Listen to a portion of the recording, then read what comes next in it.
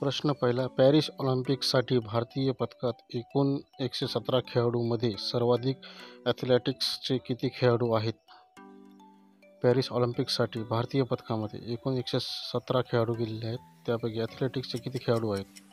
Option आहे 29, 27, 25, 23. ॲथलेटिक्सचे खेळाडू किती आहेत पॅरिस ऑलिम्पिकसाठी? याचं उत्तर आहे 29 खेळाडू ॲथलेटिक्सचे आहेत. प्रश्न क्रमांक दुसरा आहे. पॅरिस ऑलिम्पिकसाठी भारतीय पथकाचे प्रमुख म्हणून कोणाची नियुक्ती करण्यात आली आहे? जे पॅरिसमध्ये ऑलिम्पिक स्पर्धा होणार आहे त्यामध्ये भारतीय पथकामध्ये प्रमुख म्हणून कोणाची नियुक्ती करण्यात आलेली आहे? ऑप्शन आहेत अभिनव बिंद्रा, सुशील कुमार, गगन नारंग, राज्यवर्धन सिंग राठोड. प्रमुख म्हणून कोणाची नियुक्ती करण्यात आली? याचं उत्तर आहे गगन नारंग यांची नियुक्ती करण्यात आलेली आहे. प्रश्न क्रमांक तिसरा आहे. भारताच्या शौर्य बावा याने जागतिक ज्युनियर स्क्वॉश स्पर्धेत कोणते पदक जिंकलेले आहे? भारताच्या शौर्य बावा याने सुवर्णपदक, कांस्यपदक, रौप्य पदक कोणतेही नाही ज्युनियर स्क्वॉश स्पर्धेमध्ये. त्याचं बरोबर उत्तर आहे कांस्यपदक यांनी जिंकलेले आहे शौर्य बावा यांनी. प्रश्न क्रमांक चौथा आहे. जागतिक ज्युनियर स्क्वॉश स्पर्धा कुठे सुरू आहे? जी सध्या स्पर्धा चालू आहे. करंट अफेअर चालू घडामोडीचे प्रश्न असल्यामुळे सध्या ही स्पर्धा चालू आहे. जागतिक ज्युनियर स्क्वॉश स्पर्धा कुठे सुरू आहे? पॅरिस, न्यूयॉर्क, नवी दिल्ली, ह्युस्टन कोणत्या ठिकाणी ही स्पर्धा सुरू आहे? सध्या ही स्पर्धा सुरू आहे आजच्या तारखेमध्ये जागतिक ज्युनियर स्क्वॉश स्पर्धा. याचं उत्तर आहे ह्युस्टन या ठिकाणी चालू आहे. प्रश्न क्रमांक 5 आहे. केंद्र सरकारने हायड्रोजनचा इंधन म्हणून वापर वाढवण्यासाठी आराखडा तयार करण्यासाठी कोणाच्या अध्यक्षतेखाली समिती नियुक्त केली आहे?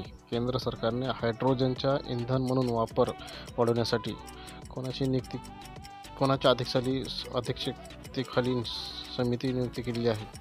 त्याचं बरोबर उत्तर आहे नितीन गडकरी यांच्या अध्यक्षतेखाली समिती नियुक्त केलेली आहे. पुढचा प्रश्न आहे.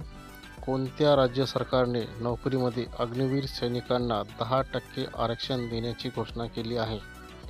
कोणत्या राज्य सरकारने नोकरीमध्ये अग्निवीर सैनिकांना 10% आरक्षण देण्याची घोषणा केलेली आहे? ऑप्शन आहेत कर्नाटक, हरियाणा, राजस्थान, हिमाचल प्रदेश.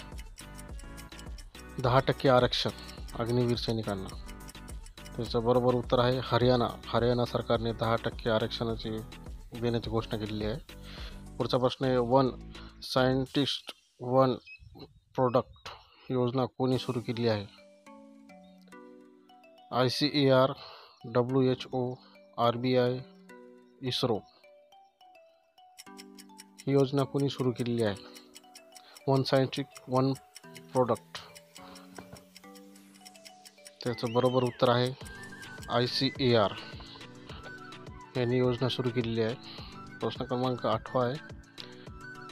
साथी SSC प्लॅटफॉर्म सुरू करण्याची घोषणा कोणी केली आहे? SATHEE SSC प्लॅटफॉर्म सुरू करण्याची घोषणा कोणी केलेली आहे? IIT Bombay, IIT Delhi, IIT Indore, IIT Kanpur. ही घोषणा कोणी केलेली आहे?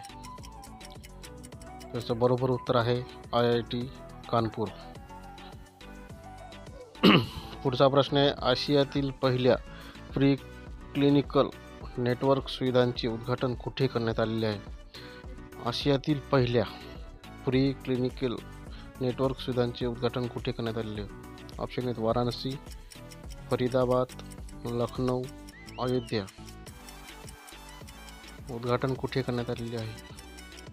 त्याचं बरोबर उत्तर आहे फरीदाबाद या ठिकाणी उद्घाटन करण्यात आलेले आहे. प्रश्न क्रमांक 10 आहे. सुभाष प्रसाद गुप्ता यांची भारताचे कोणत्या देशाचे राजदूत म्हणून नियुक्ती झाली आहे? सुभाष प्रसाद गुप्ता यांची कोणत्या देशाची राजदूत म्हणून नियुक्ती करण्यात आलेली आहे? ऑप्शन आहेत दक्षिण Africa, New Zealand, Iran, Suriname. Subhash Prasad Gupta यांची उत्तर आहे सुरिनाम. या देशाचे राजदूत म्हणून नियुक्ती करण्यात आलेली आहे. पुढचा प्रश्न आहे, आंतरराष्ट्रीय नेल्सन मंडेला दिन कधी साजरा करण्यात येतो? आंतरराष्ट्रीय नेल्सन मंडेला दिन कधी साजरा करण्यात येतो? ऑप्शन आहेत 19 जुलै, 17 जुलै, 18 जुलै, 20 जुलै. आंतरराष्ट्रीय नेल्सन मंडेला दिन कधी साजरा करण्यात येतो? हा प्रश्न परीक्षेला येऊ शकतो. उत्तर आहे 18 जुलै. 18 जुलैला साजरा करण्यात येतो नेल्सन मंडेला. प्रश्न क्रमांक 12 आहे, संयुक्त राष्ट्राने कोणत्या वर्षी 18 जुलै हा दिवस आंतरराष्ट्रीय नेल्सन मंडेला दिन म्हणून साजरा करण्याची घोषणा केली आहे? 18 जुलै हा दिवस आंतरराष्ट्रीय नेल्सन मंडेला दिन म्हणून साजरा करण्याची घोषणा केलेली आहे. ऑप्शन आहे 2009, 2007, 2008, 2010. 18 जुलै हा दिवस. तर उत्तर आहे 2009. 2009ला घोषणा केलेली आहे. रॉबर्टा मेसोला यांची कितव्यांदा युरोपीय संसदेच्या अध्यक्षपदी निवड झालेली आहे? रॉबर्टा मेसोला यांची कितव्यांदा युरोपीय संसदेच्या अध्यक्षपदी निवड झालेली आहे? चौथ्यांदा, तिसऱ्यांदा, पहिल्यांदा, दुसऱ्यांदा. रॉबर्टा मेसोला, तर यांचं बरोबर उत्तर आहे दुसऱ्यांदा. दुसऱ्यांदा त्यांची युरोपीय संसदेच्या अध्यक्षपदी निवड झालेली आहे. प्रश्न क्रमांक 14 आहे, खालीलपैकी कोणत्या राज्यात चंडीपुरा व्हायरसचे रुग्ण आढळून आले आहेत? कोणत्या राज्यामध्ये चंडीपुरा व्हायरसचे रुग्ण आढळून आलेले आहेत? ऑप्शन आहेत केरळ, गुजरात, तामिळनाडू, कर्नाटक. कोणत्या राज्यामध्ये? याचं बरोबर उत्तर आहे गुजरात. गुजरात राज्यामध्ये चंडीपुरा व्हायरसचे रुग्ण आढळून आले. हा प्रश्न पडू शकतो. पोर्ट लुईस येथे भारत मॉरिशस फ्रेंडशिप गार्डनचे उद्घाटन कोणाच्या हस्ते करण्यात आलेले आहे? पोर्ट लुईस येथे भारत मॉरिशस फ्रेंडशिप गार्डनचे उद्घाटन कोणाच्या हस्ते करण्यात आलेले आहे? एस जयशंकर, पियुष गोयल, अनुराग ठाकूर, नितीन गडकरी. कोणाच्या हस्ते उद्घाटन करण्यात आलेले आहे? त्याचं बरोबर उत्तर आहे एस जयशंकर यांच्या हस्ते उद्घाटन करण्यात आलेलं आहे.